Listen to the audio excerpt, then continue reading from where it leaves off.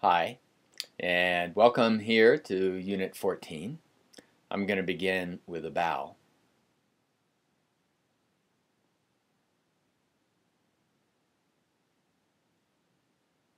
It's been a real pleasure to be bowing to you here in these video introductions, imagining you on the other end of the bow, spread out in a lot of places as we are. Feels like to me that it brings us together. We're almost at the end of the course, week 14 out of 15. I hope you've noticed that. And I think it's a time to pull some things together, to explicitly integrate some of the things that we've been working with this semester. I don't want to end the course prematurely. We still have a week this week for reviewing 4 more of the proposals. I've been really happy with the feedback on the proposals that I've been seeing. It seems like it's deep and concrete and reflective, thoughtful, and it seems to me that it's useful feedback. Useful both to those who submitted their proposals, but also in a more general sense to everybody here. That here at the end of the semester we're deepening our conversations with each other. So I'm really glad to see the way the feedback was last week, and I look forward to more proposals and more discussion this week. Also, I'm appreciating what's coming together in the other discussions the past couple of weeks. The second discussion about general topics in life transitions and rites of passage. So appreciate you participating in that also, those of you who have. So this week we focus on another set of proposals. But I want to speak a little bit about integration, and this week I thought I would speak about the integration of the experiential layer of the course, the experiential practices.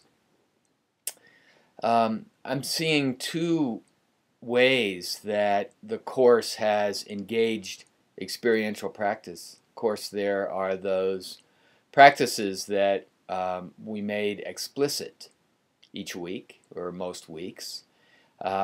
Suggestions for ways to engage your own life transitions more directly, more vigorously, more robustly, and especially practices around ceremony and rites of passage.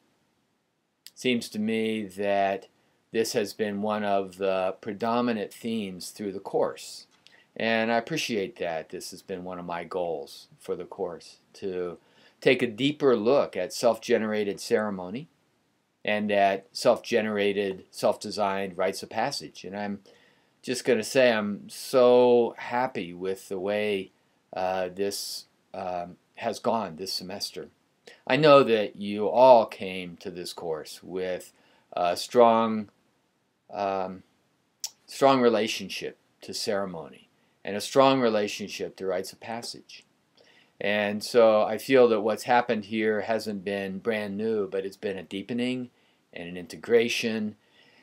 My hope really for the parts of the course oriented to self-generated ceremony and rites of passage, my hope is that this will continue to grow in you really for the rest of your life.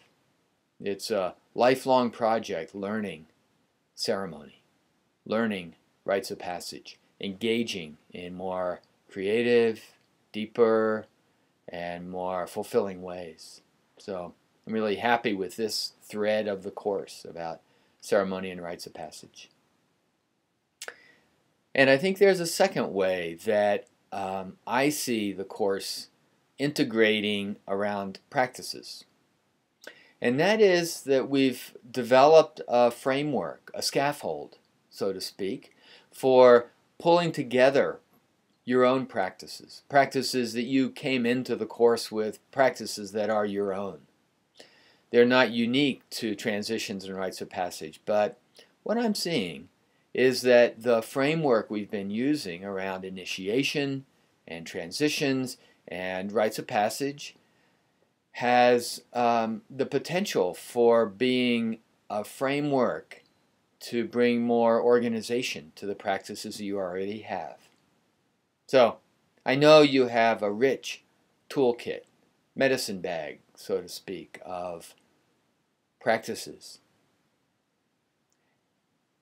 And what I'm hoping for and what I'm observing in the class is that those have now a new organization to them.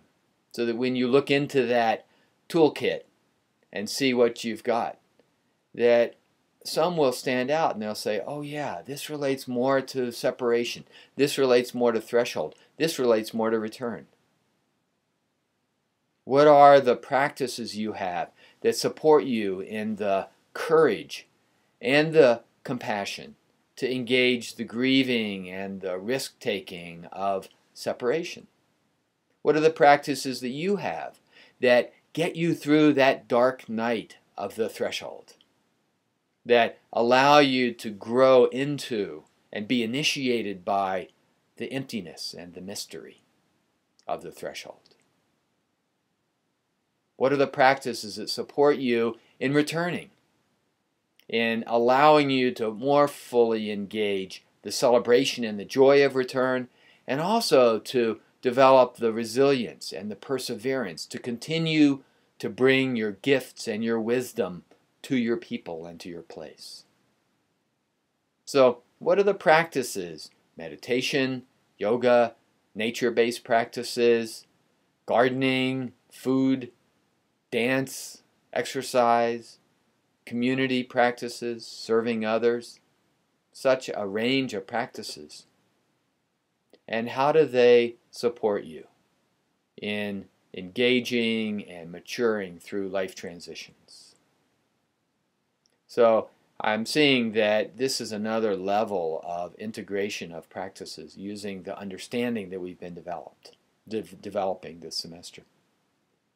And I'm really moved by it. I'm happy about it and inspired by it, both. So I'm looking forward to being with you this week online, and I'm hoping that these last couple weeks do bring a deeper level of understanding and integration and richness around initiation, rites of passage, and life transitions for you. So glad you're here. See you online.